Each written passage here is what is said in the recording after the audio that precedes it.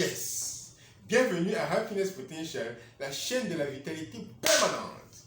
Oui, aujourd'hui il s'agit d'un sujet capital, un sujet qui concerne les personnes prédiabétiques, les personnes diabétiques et même les personnes qui sont résistantes à l'insuline. Oui, c'est une grande partie de la population maintenant qu'on remarque que le taux d'obésité est en grande augmentation, le taux de diabète également. Que faut-il faire? Il faut trouver une solution simple et c'est cela que je vais vous présenter dans les minutes qui suivent. Donc, il s'agit de quoi? 2 cuillères à soupe pour stabiliser votre glucose dans le sang, le sucre dans le sang. C'est simple, 2 cuillères à soupe chaque jour. Il s'agit de personnes prédiabétiques, diabétiques et résistantes à l'insuline. Et il faut dire que qu'est-ce qui est traditionnellement utilisé et conseillé chez ces personnes? Il faut éliminer le sucre, il faut réduire les féculents, il faut éliminer l'alcool, parce que l'alcool contient du sucre. Il faut éliminer le pain, etc., le spaghetti, le riz, etc. Mais, qu'en est-il du vinaigre de cidre? Parce que le vinaigre de cidre, comme on va le voir, réduit l'insuline et réduit aussi le taux de sucre dans le sang. Ok, par quel mécanisme est-ce que ça agit? Le vinaigre de cidre contient l'acide acétique en grande quantité. Et cet acide acétique-là, justement, qui aide à réduire l'insuline, justement, dans le sang et aussi à stabiliser le sucre dans le sang. C'est pour ça, c'est cet ingrédient, l'acide acétique. L'acide acétique.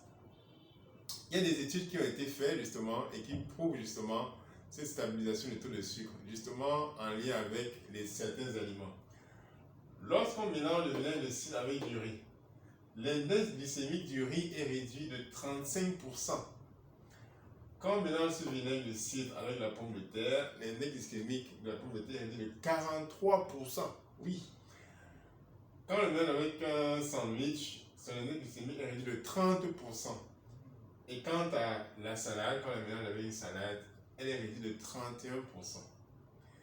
Justement, dans le cadre, quand le mélange avec la salade, le vinaigre de cidre est inclus dans une sorte de vinaigrette, justement, et c'est comme ça qu'il réduit le taux d'index glycémique de 31%. Le vinaigre de cidre existe aussi en forme de gélule ou de comprimé, et elle peut être introduite dans les boissons, telles que le jus d'orange. Et elle joue le même rôle, elle réduit l'insuline et le taux de sucre dans le sang lorsqu'on le mélange avec ces aliments avant de les consommer. Une question se pose donc. Quel est le lien entre le sucre, que ce soit le sucre qui est en excès, avec l'obésité et le taux de graisse qui est en excès dans le corps? En fait, en consommant le vinaigre de cidre, on baisse le taux de sucre dans le sang. En même temps, on baisse le taux d'insuline dans le sang. En même temps, on réduit la graisse qui se trouve au niveau du foie. Et c'est comme ça que justement, la graisse au niveau du corps justement est réduite. Parce que la phase intermédiaire d'évolution de la construction de la graisse se trouve au niveau du foie. Et lorsque cette phase intermédiaire est réduite, sa graisse, au niveau global aussi, ça se fait ressentir. Au moins un peu.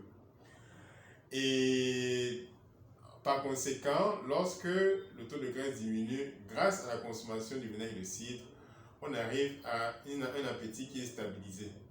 Donc, on n'a pas plus besoin de prendre des coupes-faim, par exemple. L'appétit est stabilisé. Donc, comment est-ce qu'on consomme justement ça et dans quel cadre? Il s'agit de personnes qui sont résistantes à l'insuline et des personnes qui souffrent du phénomène de Down. Les gens qui souffrent du phénomène de Down, qu'est-ce qui leur arrive? Le matin, leur taux de sucre dans le sang est très élevé, même s'ils n'ont pas consommé du sucre ou bien des féculents la veille. Donc, qu'est-ce qu'il faut faire? Il faut donc, la veille au soir, justement, consommer 2 cuillères à soupe de vinaigre de cidre avant le coucher, qui correspond à 10 grammes, dans un verre d'eau.